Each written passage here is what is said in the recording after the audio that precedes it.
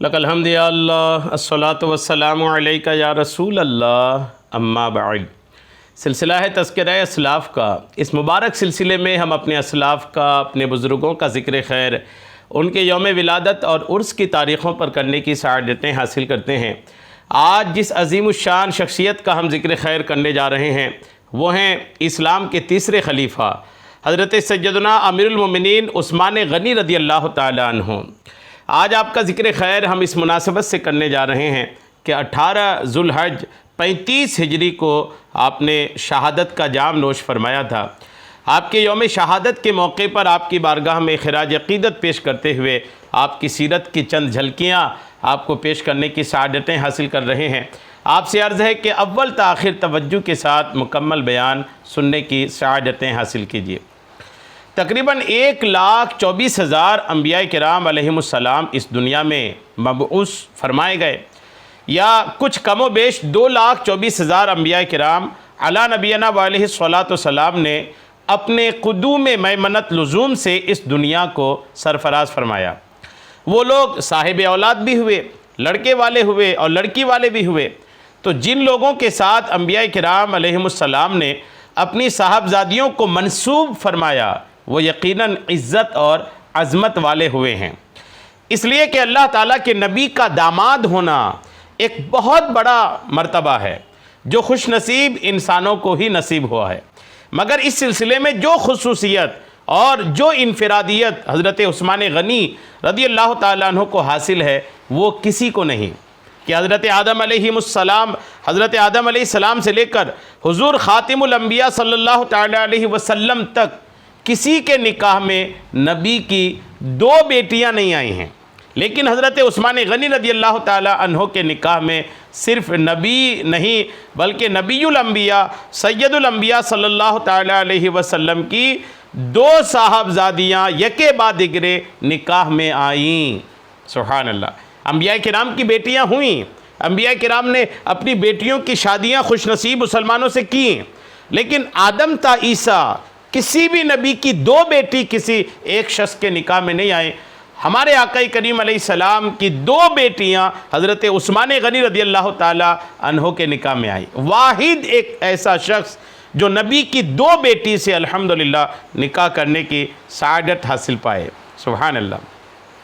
اور صرف یہی نہیں بلکہ حضرت علی رضی اللہ تعالیٰ عنہ سے یہاں تک روایت ہے کہ انہوں نے فرمایا کہ میں نے رسول اللہ صلی اللہ تعالیٰ علیہ وسلم کا یہ ارشاد سنا ہے کہ آپ حضرت عثمان غنی رضی اللہ تعالیٰ عنہ سے فرما رہے تھے کہ اگر میری 40 لڑکیاں بھی ہوتیں تو یکے بعد دیگرے میں ان سب کا نکاح اے عثمان تم سے کر دیتا، یہاں تک کہ کوئی بھی باقی نہ رہتی۔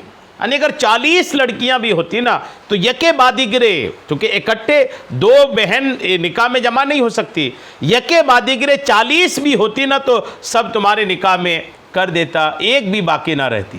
سبحان اللہ۔ حضرت عثمان غنی رضی اللہ تعالیٰ عنہ کی کیا عظمت و شان ہے، یہ بات تاریخ الخلفاء صفحہ 104 میں لکھی ہے۔ اور بہقی رحمۃ اللہ علیہ نے اپنی سنن میں لکھا ہے کہ عبداللہ جعفی رحمۃ اللہ علیہ بیان فرماتے ہیں کہ مجھ سے میرے ماموں حسین جعفی رحمۃ اللہ علیہ نے دریافت کیا کہ تمہیں معلوم ہے کہ حضرت عثمان غنی رضی اللہ تعالیٰ عنہ کا لقب ذو النورین کیوں ہے؟ میں نے کہا نہیں۔ انہوں نے کہا کہ حضرت آدم علی نبینا علیہ الصلاۃ والسلام سے لے کر حضور علیہ السلام تک حضرت عثمان غنی کے علاوہ کسی شخص کے نکاح میں کسی نبی کی 2 بیٹیاں نہیں آئیں، اسی لیے آپ رضی اللہ تعالیٰ عنہ کو ذو النورین کہتے ہیں۔ اعلیٰ حضرت فاضل بریلوی رحمۃ اللہ تعالیٰ علیہ فرماتے ہیں نور کی سرکار سے پایا 2 شالہ نور کا، ہو مبارک تم کو ذو النورین جوڑا نور کا۔ سرکار اقدس صلی اللہ تعالیٰ علیہ وسلم نے قبل اعلان نبوت اپنی صاحبزادی حضرت رقیہ رضی اللہ تعالیٰ عنہ کا نکاح آپ رضی اللہ تعالیٰ عنہ سے کیا، جو غزوہ بدر کے موقع پر بیمار تھی۔ حضرت رقیہ رضی اللہ تعالیٰ عنہ غزوہ بدر کے موقع پر بیمار تھیں، اور انہی کی تیمارداری کے سبب حضرت عثمان غنی رضی اللہ تعالیٰ عنہ اس جنگ میں یعنی جنگ بدر میں شرکت نہیں فرما سکے، اور سید عالم صلی اللہ تعالیٰ علیہ وسلم کی اجازت سے مدینہ طیبہ ہی میں رہ گئے تھے۔ مگر چونکہ حضور علیہ السلام نے حضرت عثمان غنی رضی اللہ تعالیٰ عنہ کو بدر کے مال غنیمت سے حصہ عطا فرمایا تھا، اس لیے آپ رضی اللہ تعالیٰ عنہ بدریوں میں شمار کیے جاتے ہیں۔ یہ کمال ہے نا، حضرت عثمان غنی جنگ بدر میں گئے ہی نہیں۔ حضرت رقیہ رضی اللہ تعالیٰ عنہ کی طبیعت خراب تھی، جو حضرت عثمان غنی کی زوجہ ہیں، آقا کریم علیہ السلام کی شہزادی ہیں۔ آقا کی شہزادی کی طبیعت خراب ہونے کی بنا پر ان کی تیمارداری میں، ان کی دیکھ بھال میں ان کے پاس رہ گئے، جنگ بدر میں شریک بھی نہیں ہوئے۔ اللہ کریم نے میدان جنگ بدر میں مسلمانوں کو ایک عظیم الشان فتح عطا فرمائی، اور جب فتح یاب ہو کر مسلمان واپس مدینہ پاک تشریف لائے تو آقا کریم علیہ السلام نے جو مال غنیمت تقسیم فرمایا، تو جیسے شریک ہونے والوں کو عطا فرمایا مال غنیمت میں سے حصہ، یوں ہی حضرت عثمان غنی کو بھی عطا فرمایا۔ یوں شریک نہ ہونے کے بعد بھی حضرت عثمان غنی رضی اللہ تعالیٰ عنہ بدری صحابہ میں شمار کیے جاتے ہیں۔ سبحان اللہ، کیا شان ہے حضرت سیدنا عثمان غنی رضی اللہ تعالیٰ عنہ کی۔ غزوہ بدر میں مسلمانوں کے فتح پانے کی خوشخبری لے کر جس وقت حضرت زید بن حارثہ رضی اللہ تعالیٰ عنہ مدینہ منورہ پہنچے، اس وقت حضرت رقیہ رضی اللہ تعالیٰ عنہا کو دفن کیا جا رہا تھا، یعنی طبیعت بھی ایسی خراب تھی کہ حضرت رقیہ رضی اللہ تعالیٰ عنہ کا انتقال ہو گیا۔ ان کے انتقال فرما جانے کے بعد حضور سید عالم صلی اللہ تعالیٰ علیہ وسلم نے اپنی دوسری صاحبزادی حضرت ام کلثوم رضی اللہ تعالیٰ عنہ کا نکاح حضرت عثمان غنی رضی اللہ تعالیٰ عنہ سے کر دیا، تو ان کا بھی 9 ہجری میں وصال ہو گیا۔ غرض یہ کہ اس طرح حضرت عثمان غنی رضی اللہ تعالیٰ عنہ ذو النورین یعنی 2 نور والے ہوئے۔ ذو النورین مطلب 2 نور والے۔ اللہ کے رسول نے اپنے 2 نور اپنی 2 بیٹی کی شکل میں حضرت عثمان غنی رضی اللہ تعالیٰ عنہ کو عطا فرمایا۔ سبحان اللہ۔ حضرت عثمان غنی کے اولاد کے تعلق سے لکھا ہے کہ آپ رضی اللہ تعالیٰ عنہ کے ایک صاحبزادے حضرت بی بی رقیہ رضی اللہ تعالیٰ عنہ کے شکم مبارک سے پیدا ہوئے تھے، جن کا نام عبداللہ رضی اللہ تعالیٰ عنہ تھا۔ وہ اپنی ماں کے بعد 6 برس کی عمر پا کر انتقال کر گئے، اور حضرت بی بی ام کلثوم رضی اللہ تعالیٰ عنہ سے آپ کی کوئی اولاد نہیں ہوئی۔ یعنی حضرت رقیہ سے ایک بیٹا ہوا تھا، لیکن وہ بیٹا بھی ماں کے انتقال کے 6 سال بعد ہی انتقال کر گیا تھا۔ اور ام کلثوم جو دوسری بیٹی ہمارے نبی کریم علیہ السلام کی حضرت عثمان غنی کے نکاح میں آئی تھی، ان سے کوئی اولاد پیدا ہی نہیں ہوئی۔ سبحان اللہ۔ یہ المواہب اللدنیہ میں اور شرح زرقانی میں یہی لکھا ہے۔ آپ کے نام و نسب کے تعلق سے لکھا ہے کہ آپ کا مبارک نام عثمان، کنیت ابو عمر اور لقب ذو النورین ہے۔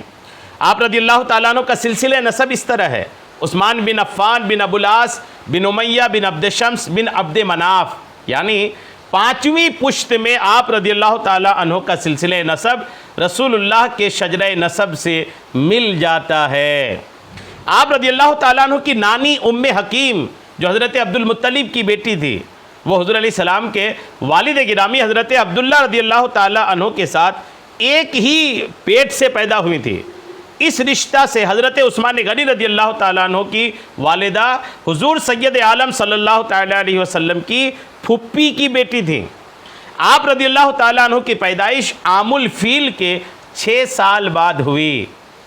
حضرت عثمان غنی رضی اللہ تعالیٰ عنہ کے اسلام قبول کرنے کی وجہ سے وہاں کے لوگوں نے آپ کو کافی ستایا، تکلیفیں دیں۔ تکلیفیں آپ نے برداشت کیسے کیا، یہ اس کی کچھ جھلکیاں ملاحظہ کیجیے۔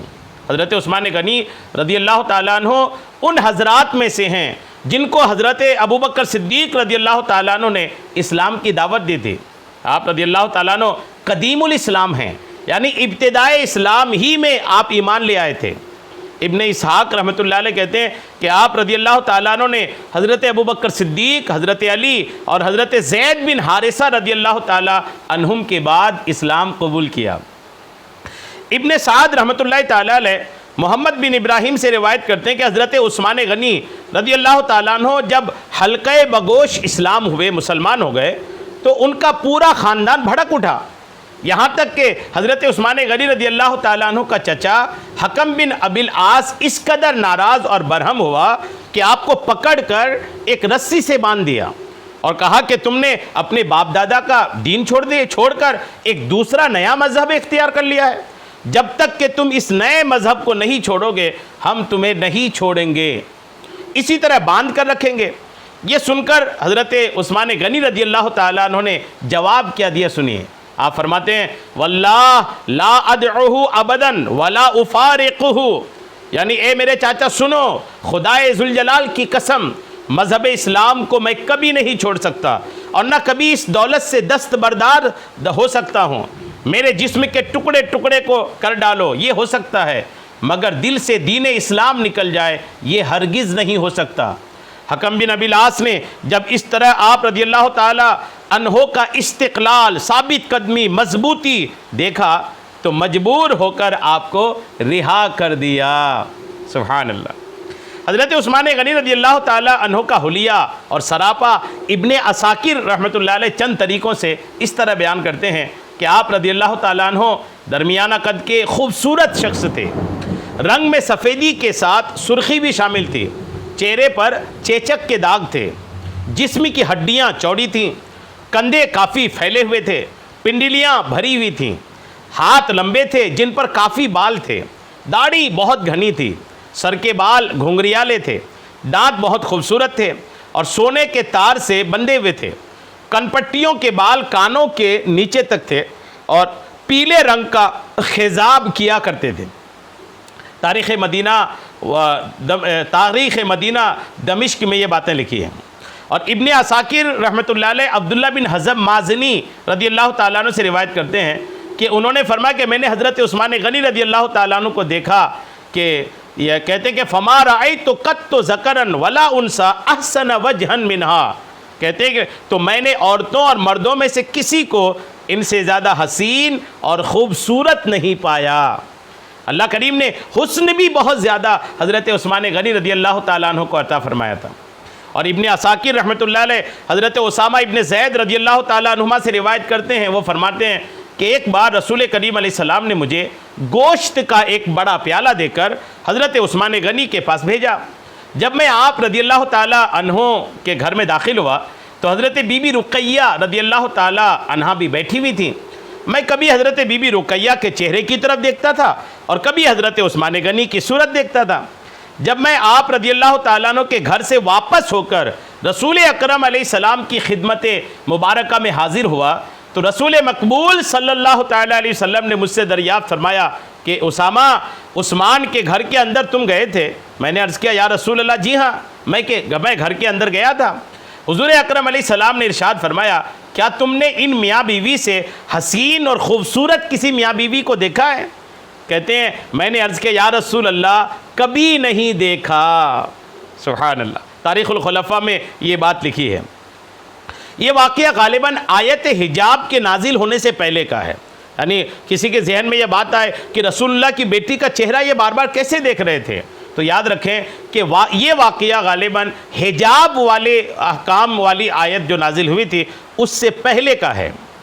اور ابن عدی رحمۃ اللہ تعالیٰ علیہ حضرت عائشہ صدیقہ رضی اللہ تعالیٰ عنہ سے روایت کرتے ہیں، انہوں نے فرمایا کہ رسول کریم علیہ السلام نے حضرت عثمان غنی رضی اللہ تعالیٰ عنہ کے ساتھ اپنی صاحبزادی ام کلثوم کا نکاح کیا تو ان سے فرمایا کہ تمہارے شوہر عثمان غنی تمہارے دادا حضرت ابراہیم اور تمہارے باپ محمد صلی اللہ تعالیٰ علیہ وسلم سے شکل و صورت میں بہت مشابہ ہیں۔